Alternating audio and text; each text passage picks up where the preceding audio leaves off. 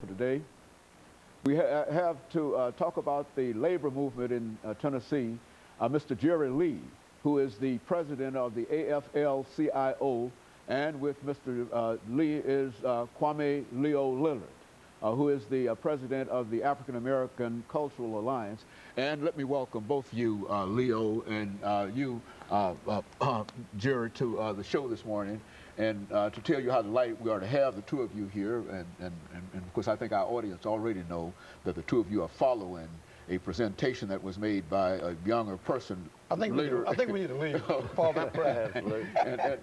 But what we'd like to do is to really talk about some of the things, some of the questions that she raised. Absolutely. In reference to this morning. But first, Mr. Lee, let's see if you can give us some information about your background, education, and your experiences, and then Kwame will give us essentially the same kind of information, and then we'll talk about some other things later on. And then we'll start talking about the labor union, teachers, and et cetera, all that. Yes, sir. Thank you, Dr. Haynes. I grew up in Gallatin, Tennessee, graduated from high school there. When I graduated, family didn't really have enough money to send me to college, so at that time it was a lot of opportunity to get in apprenticeship training programs, and I applied for the electrician's apprenticeship program and the CWA communication workers program and TVA.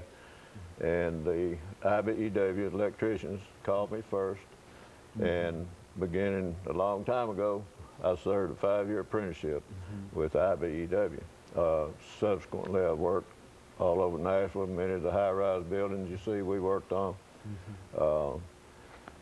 When I finished my apprenticeship, I went in the U.S. Army. I had been deferred from the draft in the 60s for the purposes of finishing that program, but I went in the Army in 62, served 2 years, and came out and was a journeyman electrician, went back to work as an electrician.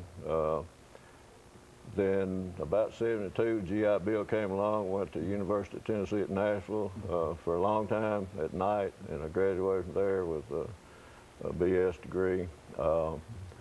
Politically in my union, I ran for business manager. Subsequently, after serving many different offices, I was 2-term business manager for my local union.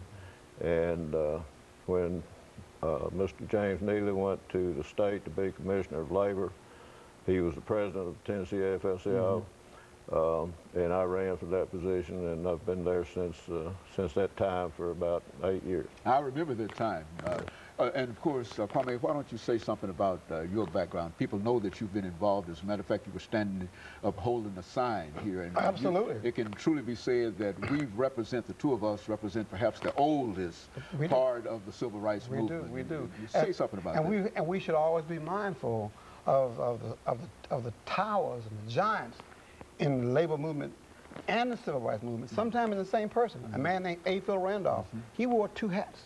He wore the hat of a civil rights advocate, a civil rights pioneer, but also the organizer of the Sleeping Car Porters Union, a very powerful black union.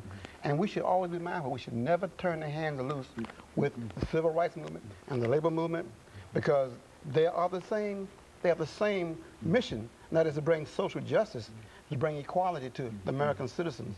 The African Alliance has always has a mission, has in their charter, to make sure that we always stand guard of the rights that we have attained through struggle, through deaths,